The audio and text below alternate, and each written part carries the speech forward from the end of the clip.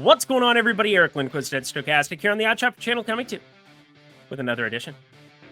But ladies, leans, likes, and locks, last in the room in South Dakota. Hit that like button, subscribe button, notification bell. Goes a long way for me on this video, goes a long way for you. That way you become a prize whenever great content is going live here at our little neck of the YouTube woods. If you see me looking over, it's almost always just because I'm reacting to alerts on my phone and things are happening. And well, Mark Williams, we always assumed he was going to be out, but some interesting stuff here in the Portland spot.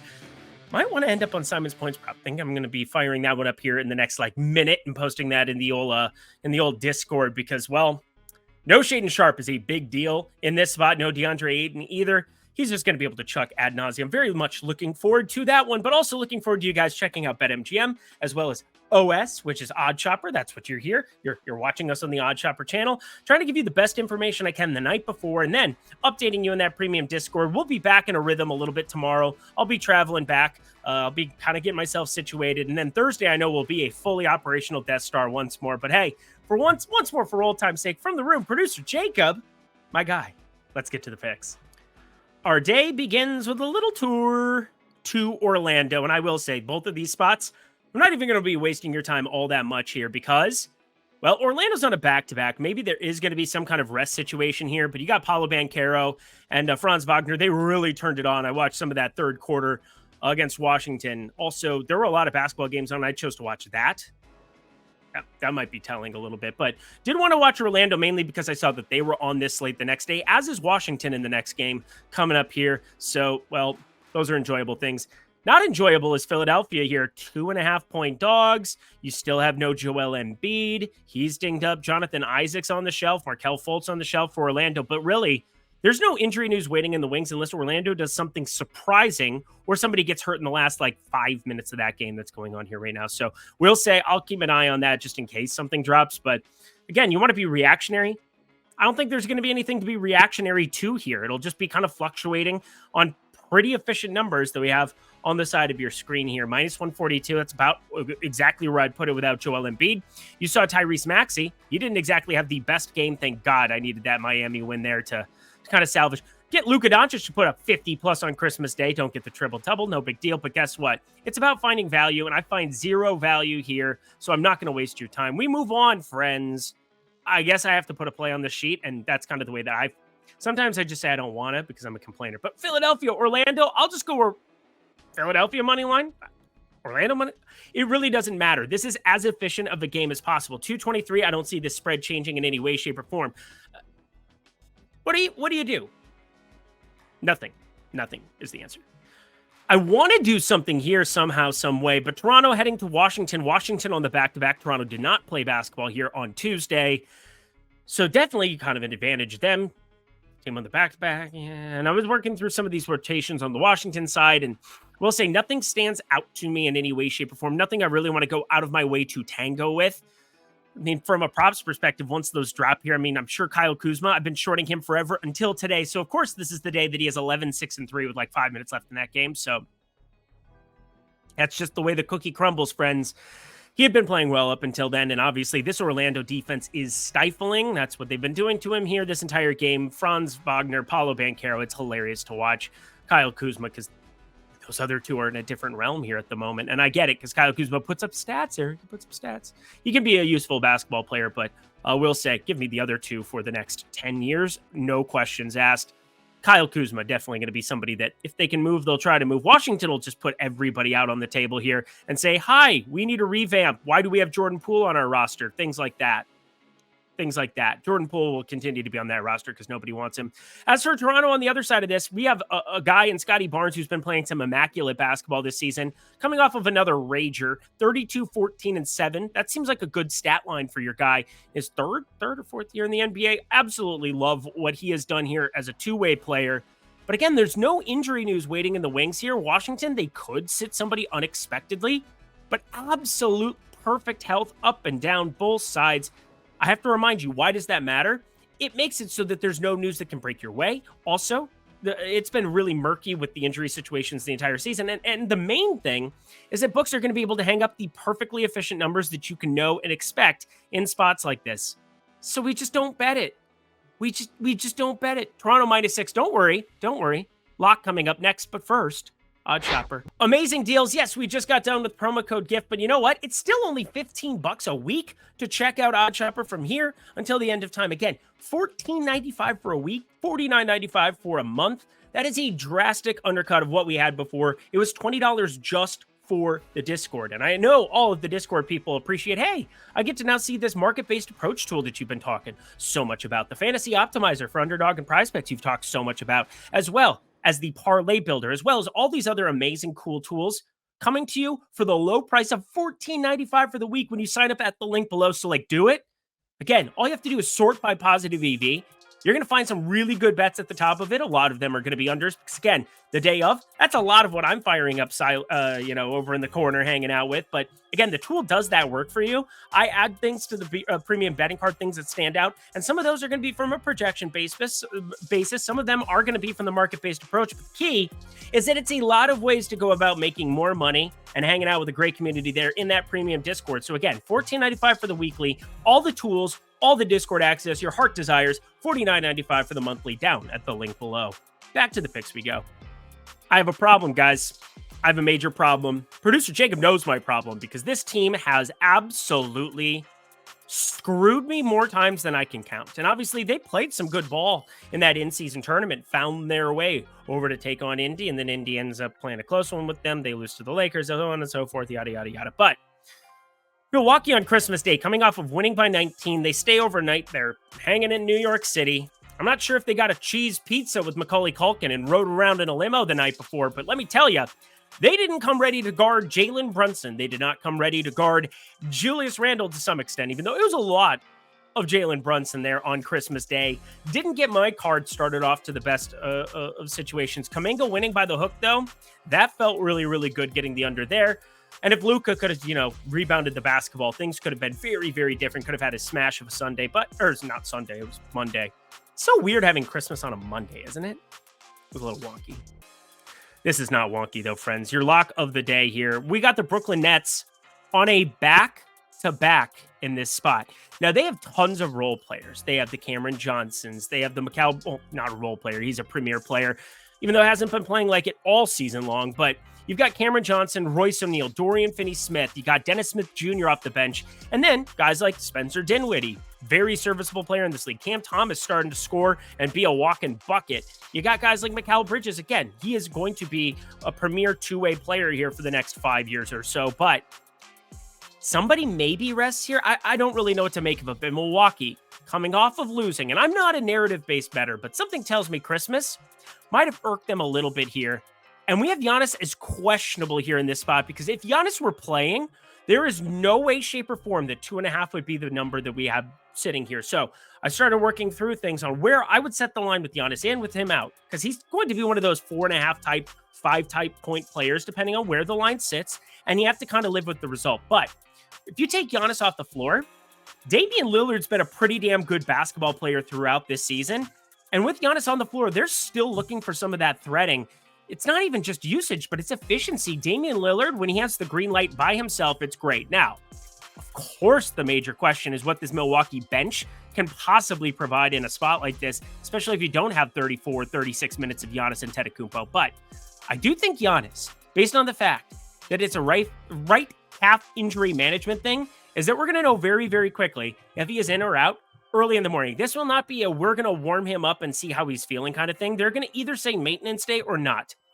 And this number screams as if it's already assumed to be a maintenance day. And in the event that it breaks your way, this thing sits north of 5.5, 6. That is where it will land with Giannis in. It has to move there with Brooklyn on the back-to-back. And if it sits around here, 2.5, I do think even in like a pick'em type scenario, I'm okay riding with the 2.5 ticket with the potential of Giannis in. So there's a little bit of like, you have to take this into your own hands. Choose your own adventure, if you will. But it's something that I am highly risk tolerant to. It's going to be 1% of my bankroll because it's a 1-unit play. And that is what I'm looking at, friends. How do you not fire up Milwaukee minus 2.5 here? How do you not fire up the Milwaukee money line considering minus 135? I'm going to have a little bit of both here. I'm going to go the cowards route and take the Milwaukee money line here just because obviously it has a higher odds of hitting. You get the key numbers of 1 and 2 out of the way, but mainly I think this can be a nice parlay piece for you if you're looking to have a little happy holiday action. But I'm going to be laying the points. I'm going to be laying the money line here, having a little bit of both. And I'm going to hope Giannis plays some freaking basketball, or better basketball than we saw on Sunday, at least, because then they probably won't win anyway. But with Brooklyn on the back-to-back, this is an advantageous spot to be early to the party. Again, this needs context. So choose your own adventure. Enjoy, friends. Let's get to the next game, but lock Milwaukee money line. We got Houston playing basketball currently on Tuesday, and we've got Houston playing basketball on Wednesday, hosting the Phoenix Suns, who ended up getting lit up on Christmas like a Christmas tree. There's no joke to be made there. It's not funny anyway. Yusuf Nurkic, the main piece of question here, is going to be probable to return here. Nice to see Josh Okogie. Well, he ended up playing on Christmas Day all of 12 minutes, went 0 for 5, and got pulled off the floor. And why? Because Chimezie Metu decided to play out of his damn mind. 23, 19, and 2. 34 minutes out of absolutely nowhere. Did he play himself into the starting rotation in some capacity? I don't know, because it did look like Eric Gordon wasn't all that excited to go chuck a basketball. And if Eric Gordon is not going to be aggressive on the floor, you don't need to have Eric Gordon out there. And Chimezie Metu, well, he can play some of those minutes. Now, he played 33 minutes. Eric Gordon ended up playing 37. You're still going to have Eric Gordon there for a number of minutes, but it's just how do you carve it out for Chimezie Metu in games when he's not going berserk and where you get Nurkic back into the mix. So had some interesting 5-man rotations I was playing with. If you want to know where to find that, again, NBA Advanced Stats, really fun to be able to play with certain numbers and see how certain lineups have performed throughout the season. You can do it as 2-mans, 3-mans, 4-mans, and 5-mans, and you can kind of mix and match. And this is where I lead myself over to Kevin Durant, because you get Yusuf Nurkic back on the floor and a chance of having Metu out there, who's not going to be nearly as high usage as what you saw in that specific game. Yes, he played 13 minutes, had 10 points there previously, but otherwise, not the highest usage guy, comparing him to like an Eric Gordon, who is definitely shoot first. Grayson Allen, who went ballistic himself there on Christmas Day. He had 16 points. Probably the disappointment of Christmas from an individual standout perspective was Kevin Durant. And those are the times I like to buy into Kevin Durant if the data is pointing me somewhat towards him. Now, I haven't seen where this points prop is going to open yet. It isn't open yet, but I get to make the rules on this show. Again, lean like lock. A lean, something I'm thinking about betting. A like, something that I want to bet, and I will actively be betting, like this one, as soon as the number drops in any kind of a reasonable territory. And normally I make all of these leans, but I don't care. I want you to know how much I believe in Kevin Durant here. Facing Houston on the back-to-back, do they have great defenders? Are they going to play slow pace? Sure. But Kevin Durant, he's voiced frustration with the role players, and the role players outshined him big time on Christmas. Get ready for a healthy dose of Durant. It's coming in this spot against Houston, and I want to get in on 30+. I might make this a piece with Phoenix, because obviously if Kevin Durant doesn't play well like they did on Christmas, you're going to run into something like this where they get trounced. So maybe I'll make it a package deal. But Kevin Durant, 30+ points, wanted on your radar, and so much so that I'm just going to call it a like. It gets a thumbs up. I think this opens a little bit below it. Again, 30.5. It's going to open somewhere in this ballpark, assuming -110. Anything short of that number, we're going to be firing. And again, sharing the floor with Devin Booker, this points prop should open short of this number. Think it's an aggressive number by some, but hey, single game parlay people, I think you'll like this in the end. Oh, let's talk something else, shall we? BetMGM, claim up to $1,500 in bonus bets at the link below. It's beautiful stuff. Man, I'm flying through the show. If you would like to reward me, smash the like button, but also you could also show up at BetMGM for yourself. You did it for yourself, Gunna. That was Mighty Ducks D2. That was good stuff. You lost it for me, Gunna. You lost it for yourself. The Icelandic team, the whole thing. Anyway, that has no point in what I'm talking about. What I'm talking about is getting exposure to multiple books, having an opportunity to be that winner, because it's Knuckle Puck time. Claim up to $1,500 in bonus bets, 2 months of Odd Shopper tools plus Discord access. That is a $100 value just by trying out a new book, depositing $10 at the link below or more. Again, claim up to $1,500 in bonus bets. See what is rewarded within your state and take advantage now. If you're 21 and over, please play responsibly. If you have a gambling problem, please call 1-800-GAMBLER. 2 more games, back to the picks we go. Oklahoma City, yet another team with just 6 games on the slate. A lot of back-to-backs that are existing here, considering 9 games into 6. Normal people would tell you that it would be all the teams that aren't on the back-to-backs. We have a lot of those here. Oklahoma City currently going at it with my Minnesota Timberwolves. Let's do a live look in. Oh, they're down 6 at half. Cool. 66-60. Oklahoma City is up 6 at half. I'm saying we as in Minnesota because I'm one of those 6 sports people who say we. Actually, who gives a shit? Say we. It's supposed to be. Sports are fun, right? We're supposed to be enjoying them. Well, I enjoy them more when I bet on them and when I win money, so let's do that. New York +2 heading into OKC. I'm a little bit mad at Jalen Brunson that I just, for whatever reason, I have not timed things well when I bet against the Knicks. He goes ballistic like he did on Christmas, 38, 36. I'm pointing to the 50 spot in Phoenix that just sent me into a tailspin for a day. He put up 42 against Detroit in that spot. Detroit did cover that game, so okay, that's cool. But I have not been successful in the Knicks, and producer Jacob and I were going back and forth, over a little Christmas cheer, if you will. But New York definitely been one of the better teams against the spread in recent seasons. They 60-1, 45-1 without Mitchell Robinson. I expect some negative regression coming their way sooner rather than later. But they've been a frustrating team for me, no doubt. I have lost money betting them. They've been 15-12-2 against the spread. Nifty. Really happy for them. And hey, Oklahoma City entering this Minnesota game 18-9 against the spread. We'll see where it lands here in the end. Kept everything inside, and even though it tried, it all fell apart. We were meant to be able to eventually beat, I believe, the Tigers. It's Lincoln Park. Chester, we miss you, guy. Anyway, I don't really have a lot from here, but I do want to point out one thing with the New York Knicks side of things. I'll go back and take a look at OKC once some of these lines drop, and we'll be able to figure out if there's any prop exposure we want to have, or if there's somebody that could potentially be sitting, because Chet Holmgren looks like he's made of glass, even though, again, all of these dudes are 7 feet tall and have really wirier legs. Just the Chet Holmgren, just for some reason, he gets judged on a different scale. Minnesota boys generally do. But as we are looking here at the New York Knicks side, Isaiah Hartenstein starting to put up some really nice performances. Now, he's as low usage as you're going to find on a floor, generally sitting at 10% or lower in respective games. Plays 33 minutes a night and never eclipses like the 7 attempted shot mark. But one thing I got to point out, he's out there doing work on the glass. So if you start putting him in for like a 33-minute baseline, you got to basically take all of his stats where he's averaging 21.2 minutes per game, and you just add 50% to it. So we're adding 50% to 6.3 points per game. So you're running up to that 9.4 type mark that you're looking for from a points per game perspective, 9.5. Rebounds, 6.8. Well, that's taking a little bit of a jump up there too. So you just cut in that, 3.4, you add it there. You're looking at like 10.2 rebounds per game. And again, that is a baseline. Remember that Oklahoma City paces everything up, and possessions in this game should be more than you get just about against anybody besides Washington, Indy, San Antonio. Oklahoma City sitting there at 6th in pace, 101.1 possessions per 48 minutes. I think this is an intriguing spot to go for that Isaiah Hartenstein double-double, assuming we're getting nice plus money. It better be nice plus money, because he's one of those uncomfortable, I could short you in points. I could also short you in rebounds. He had hit the rebound mark 4 in a row.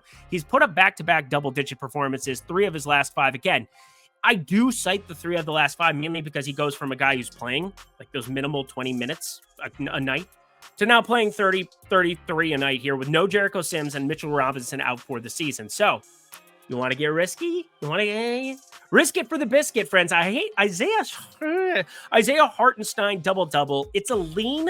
Want to see some real plus money behind this one, but I want to project out some stuff here coming in, and it's just an assumed thing because I'm not touching these. I'm not touching these. So I'm making the lean a little bit more intriguing, a little bit spicier for you. Welcome to math class. Let's go to the next one where we actually have a play. That's cool. Last game of the night. There is a 4.5 lingering out there, and I need to get myself to Iowa very, very quickly so I can fire that up here in the next, 15, 20-ish minutes here before I got to go hang out with family and say goodbye and give love. Oh, miss you. Got to fly home. And I'm just going to gamble on sports all the time. Need to get home. Are you too good for your home? Answer me. Hey, I loved Christmas. Did you guys enjoy Christmas? I had a great time. Cleveland plus 4.5 taking on the Dallas Mavericks here in this spot. I'm telling you, 232, we're not going to be touching that. A lot of totals that I have been just avoiding like the plague as I've reran stuff. Because again, I want good bets. And so far, my good bets have not been totals thus far this season. Outside of Indy, Indy's been enjoyable. Pretty much everything has been a disaster. Hit some unders. Again, if they project out well on OS, I'm usually tapping that, you know what. But we are looking friends, at a pretty straight up play here. You got the Dallas side of things. Major question mark here. Now, we talked about Giannis, and it's like, oh, Eric, you locked, with Giannis there. Now you're going to play something up against the other one. Yeah, mainly because Why wouldn't you give your guy Luka a maintenance day after a 50 spot here? Kyrie Irving's been out for a hot second. He just played 44 minutes on Christmas Day, and I'm tilted because I said he goes to Phoenix. He is going to play way more minutes than people expect. It's exactly what happens, and I don't get rewarded on the plus 165, plus 170 triple-double numbers. I was distraught. I wasn't going to bet him 40-plus points. I wasn't going to bet him 50 points. Should have. But again, plays 44 minutes. You can't ask for something better than that, but kind of sets us up to get not any revenge because that's a unit I'm never going to see again, but a half unit going up against here. You play a guy like Luka 44 minutes. It doesn't mean that he can't come back the next time and play, but it does make him less likely to fire up in this spot. Just saying. This has been a one-man wrecking crew for Dallas, and now you get Derek Lively back in the mix. They've had great rapport in the pick and roll, sets him up easily there. It's basically everything he ever wanted Dwight Powell to be.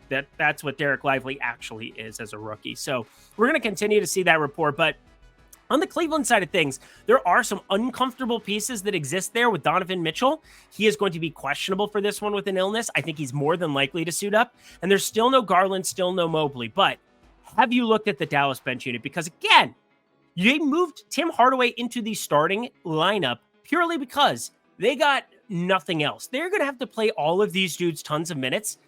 And yet, even NBA players, you start playing them 36, 38 minutes for Dante Exum, who's now started to regress. Tim Hardaway Jr., him sharing the floor with him definitely has something to do with it from a performance standpoint. But this is not a sustainable way to go about winning basketball games. And it's something Luka's had to do pretty much his entire career.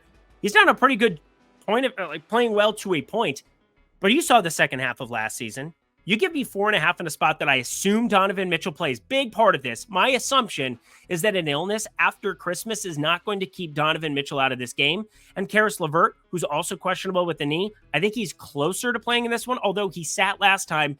It's knee tendonitis. Big difference between something that we're looking at. It is what it is. But yeah, anyway, plus 4.5. Cleveland, half unit play. Think Luka, 44? How about you put the elf on the shelf? That'd be nice. That'd be nice. Again, risk tolerance, a big part of some of these plays here today. Half unit, if you want to be passing, that's on you. But again, this is my card. I'm sticking to it. Let's make some money here on Wednesday.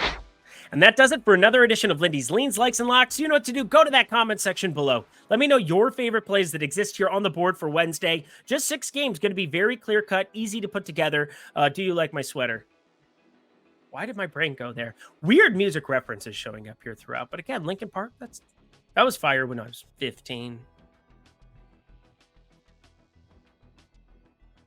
Thank you to producer Jacob. Let's get ourselves the heck up out of here. Until next time, friends, I'm Eric Lindquist. Best of luck in the NBA streets on Wednesday.